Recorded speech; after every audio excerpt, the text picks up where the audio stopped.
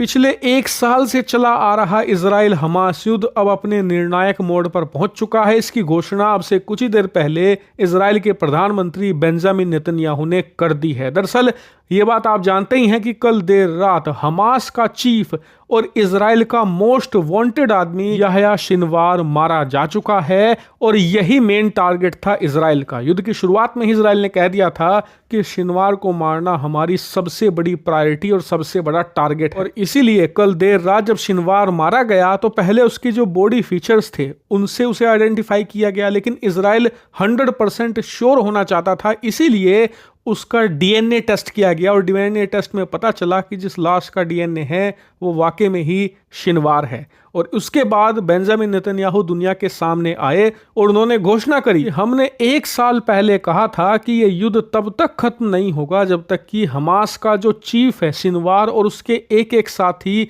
हम उन्हें मार नहीं देते या फिर हमास सरेंडर नहीं कर देता। इन दोनों में से जो भी शर्त पहले पूरी हो जाएगी हम युद्ध खत्म कर देंगे। और क्योंकि अब सिनवार मारा जा चुका है इसीलिए मैं घोषणा करता हूं कि हमास के जितने भी बचे कुचे लड़ाके हैं वो अपने बिलों से बाहर आए और सरेंडर कर दे। अगर ऐसा होता है तो हम कल को ही युद्ध खत्म कर देंगे। जी हाँ, जैसे कि आप देख सकते हैं आर्टिकल में यही कहा उन्होंने कि सरेंडर के कुछ ही घंटों के बाद इजराइल की सेना अपनी कार्रवाई रोक देगी और युद्ध ऑफिशियली खत्म हो जाएगा। और जो गाजा के लोग हैं उन पर जो इस समय कहर टूट रहा है वो कहर भी हम खत्म कर देंगे। लेकिन उनकी इस घोषणा के बाद अब इजराइल के प्रधानमंत्री की आलोचना शुरू हो चुकी है, क्योंकि अमेरिका के जो टॉप मिलिट्री कमांडर्स हैं और जो टॉप पॉलिटिशियंस हैं दोनों पार्टी के, चाहे रिपब्लिकन हो चाहे डेमोक्रेट्स हो, सब कह रहे हैं कि नेतन्याहू को अब ये युद्ध खत्म करना होगा, क्योंकि दुनिया भर के तमाम देश अब खड़े हो चुके हैं इजराइल के खिलाफ।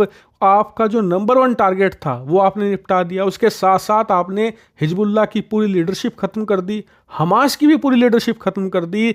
इसीलिए अब आपके पास कोई औचित्य नहीं बचता इस युद्ध को जारी रखने का।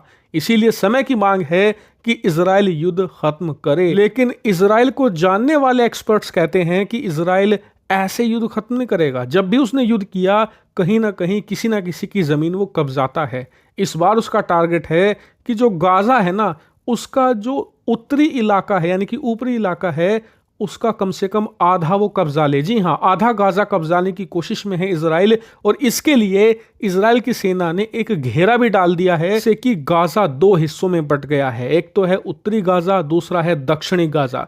और इजराइल की चाहत ये है कि जितने भी उत्तरी गाजा में रहने वाले लोग हैं वो जल्द से जल्द, जो बचे कुचे हैं, पहले तो इजराइल सबको भगा ही चुका है, जो कुछ बचे कुचे हैं वो वापस चले जाएं दक्षिणी गाजा में। और उत्तरी गाजा जब पूरी तरीके से खाली हो जाएगा तो वो इसे अपने में मिला लेगा। ये इजराइल की रणनीति है। इसीलिए इजराइल युद्ध फिलहाल नहीं रोकना चाहता, लेकिन नेतन्याहू को पता है कि सिनवार के मरने के बाद दुनिया उनसे पूछेगी कि अब युद्ध क्यों खत्म नहीं करते, तुमने तो अपने सारे टारगेट निपटा दिए।